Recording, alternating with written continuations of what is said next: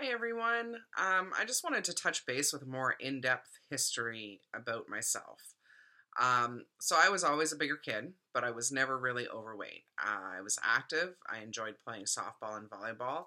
And once I hit high school, that's when I became overweight. I was around 180 pounds when I graduated high school. And I just wish I was happy at that size. I wish I could have looked into the future and said, wow, I'm hot at 180. Be happy here, because eventually you're going to hate yourself. I had horribly low self esteem. I was picked on for my weight. I even had some kid moo at me one day on the bus. And still, all this when I was less than 20 pounds overweight. When I went off to college, I put the freshman 20 to shame and gained about 75 pounds. Thankfully, that only lasted for about 2 years.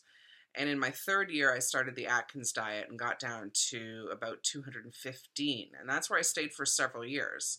I felt good at that weight, and I felt attractive at that weight. It wasn't until about 2005 or 2006 that I started packing on the pounds. And before I knew it, I was up to 274 pounds. For some reason, my love of food and large portions got the best of me, and I ate everything in sight. And I stayed that weight for quite a while. Of course, I tried to lose weight in that time, but it always came back, and I would hit 274 again. Luckily for me, 274 was the highest I got before having children. About 2 years after the birth of my second child, he was born in 2010, I lost 88 pounds, so this was around 2012. And I did it in about 6 months by doing a weight loss challenge with some online friends. I was counting calories on MyFitnessPal, and I would track everything. I tracked what I ate and the exercise I did as well. So I was working out to Jillian Michaels DVDs, and I started jogging 5Ks. And over the next couple of months, I managed to drop down a little bit lower to 172 pounds. Right at that time, once I kind of hit target weight, I was really happy there. I decided it was a good idea to quit smoking. And unfortunately, I used that as an excuse to eat everything in sight once again. So I packed all my weight back on, and this time I went up to 288 pounds. And this was a place I was desperately unhappy at.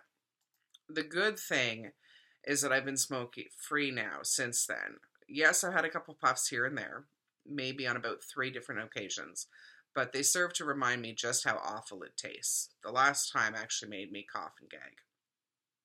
So as you see, I'm not in denial. I know how I got here and what I did to get myself here. I know I can lose the weight, as I've done it before. My problem is fearing the disappointment of others. I often wonder what people think of me when they see that I put all my weight back on. It's like, oh, great job, Erin. Too bad you fucked that up. So I'm scared of failing again.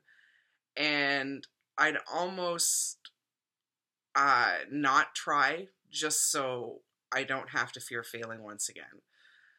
But I'm working through those fears. I know I can do this with the help of Roux-en-Y gastric bypass. I truly believe that this will be the tool I need to keep myself in check and prevent me from failing once again. I do not think that this is the be-all and end-all. I do not think this is a magic cure, but I'm going to maintain a positive attitude that I can and will do this.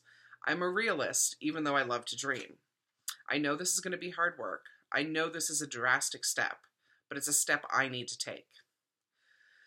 So, with pouring myself out there, as you may have could tell that I wrote that as a note to myself, and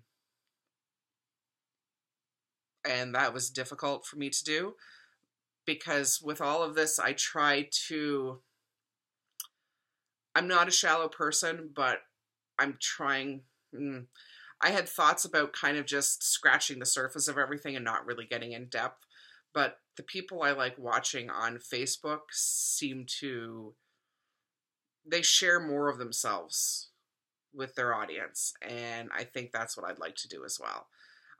So to practice that for me, I'm probably going to write it out in Microsoft Word first and then read it off the screen, just so I become more accustomed to doing that.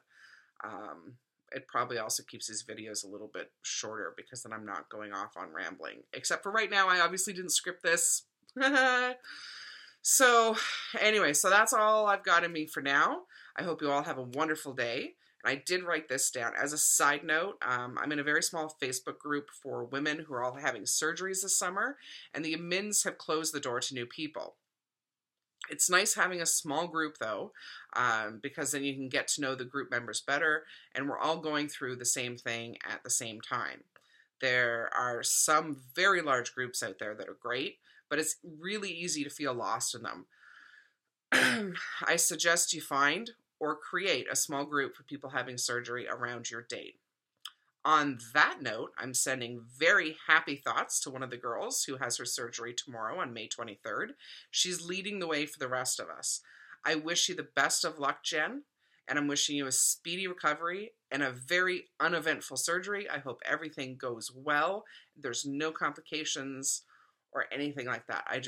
I hope it goes really well for you, and I wish you the best of luck with it. So please provide an update as soon as you can, or have somebody give us an update, and just let us know how you're doing. So I hope everybody else has a great night.